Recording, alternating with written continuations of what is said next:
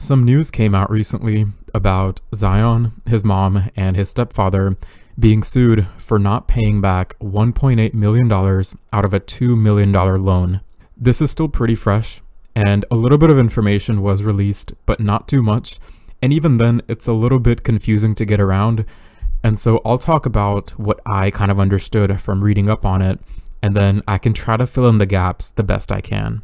So the backstory is there was a tech company and they wanted to have a marketing relationship with Zion. So they gave him and his family $2 million in September of 2021.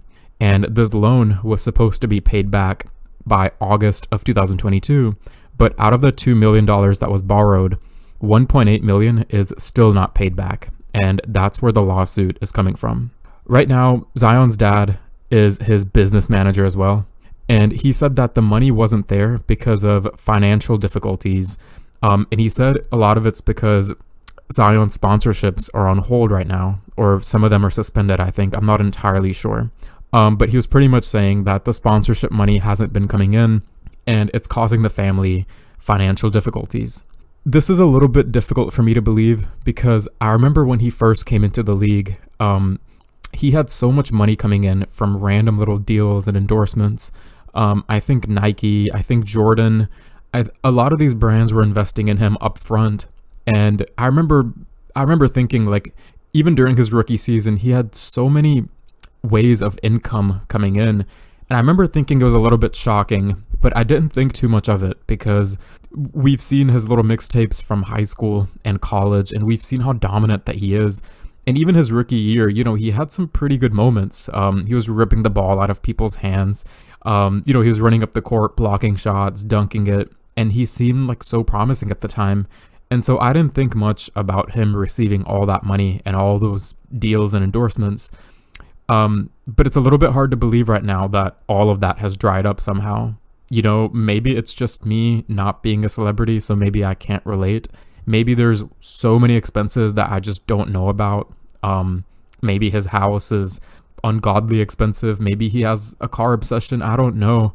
But somehow, some way, that money has just dried up. And so now I think his dad tried to write like a $25,000 check, or it might have been more actually. I'm not entirely sure. But the check bounced because the money just wasn't in their account, which is pretty insane to me. This isn't the first time that he's been in the news recently for something a little bit odd. Just recently, there was an adult actress who apparently had a relationship with him. And she went viral. She was tweeting about him nonstop. She was even threatening the Pelicans to get rid of him, to trade him. And so it's always not ideal when you're a celebrity to have your name in public for reasons like this. And it's also not the first time that their family has been in public legal disputes either. The past experiences that they've had, I'm not entirely sure of, but I read a few articles that said that this isn't the first time that they've had legal trouble and that it's been publicly announced, and that's never a good sign either. He's pretty young in his career, and given his expectations, I don't think he's come close to what everybody expected him to be.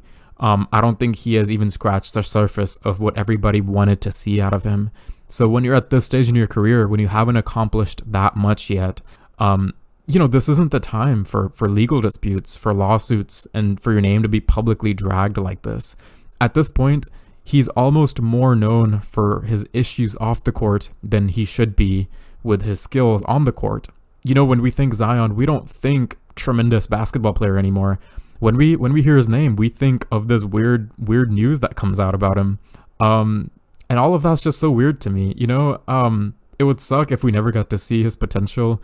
It would suck if these things just hindered his career. Or if he goes down this track of, continued disputes, continued lawsuits, continued injuries. It would just suck if that's how his entire career ended up. And if he never really got to accomplish anything. When I was reading up on this, I had a thought, because I read that his dad was his business manager. And again, I'm not a professional, but I don't know if that's a good idea to have your parents be your business managers. I remember Lonzo, he may have had an actual business manager. He may have not. I don't know. But I remember his dad, LeVar Ball, I remember his dad really did kind of run a lot of the things behind the scenes. And I say behind the scenes, but it really wasn't, because his dad would publicly go out and start talking about these things. Every time Lonzo got injured, his dad he used to go online. He used to make these video interviews and tweets, I think, and he would start talking about how the Lakers, they're giving Lonzo certain types of workouts that are causing him injury. They're putting him through certain strength training routines, and that's the cause of injury. And LeVar would just publicly shit on the company. And because he had so much of a say-so in his son's life, any team that wanted to sign him would have to kind of accept that baggage that, hey, there's a chance that his dad might bark at you too, which is never something that you want to deal with, especially in a professional setting. I know that these guys are basketball players. I know basketball is just a sport, but at this point when they're in the NBA, they're not just playing for sport. They're not just playing to have fun. This is a job now. This is a career now. This is, you clock in your hours, you get a paycheck. It's now a professional responsibility to play, to train, to try to be the best you can.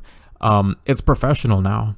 And so having your dad go up in there and just kind of talk to them on your behalf and really complain on your behalf, I think is never a good thing. And this same thing has happened with Zion too. His dad is his business manager, and his dad has gone to the Pelicans before to kind of complain about his son's minutes and the way that they train his son, and a lot of that being the cause of his injuries and his lack of playing time. I just don't think having a parent as a business manager is a good idea. I think when you're making that type of money, I think it's good to have an actual business manager, not only to manage your actual business interactions, but they can also keep you in line with your finances too. They can be sort of a person you can go to almost for advice, almost for good business legal advice. And they can tell you the things to invest in, things not to invest in, and where your money should go. And that way you can avoid situations like this where Zion's parents don't have the money to pay them back after making so much money. I think if they had a real business manager, I don't think that their bank accounts would have dried up.